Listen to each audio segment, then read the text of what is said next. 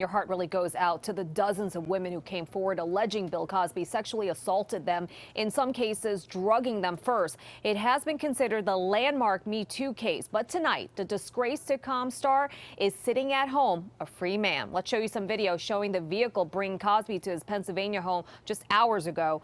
In a development that surprised everyone this afternoon, Cosby was released right after that ruling from the state Supreme Court.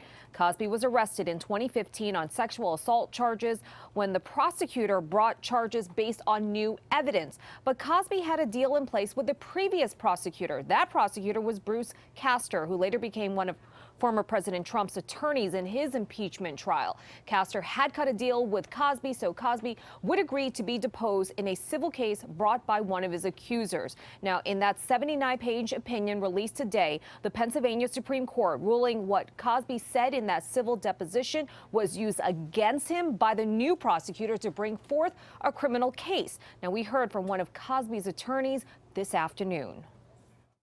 Mr. Cosby never should have been prosecuted for this case. He relied on representations of a prior district attorney, and he relied on them to his detriment. And then the current district attorney not only reneged on that promise, but then used his own words against him. It was fundamentally unfair. It was driven by politics. Now, in today's majority ruling, the court also went a step further and said Cosby cannot be brought to criminal trial again on these charges, saying his due process rights were so violated, the only remedy is to free him. Of course, the bigger question being asked is what about the victims who have come forward? What happens now? What legal recourse do they have? And maybe a little other than those civil suits. In the newsroom, I'm Shirley Chan, Pix 11 News.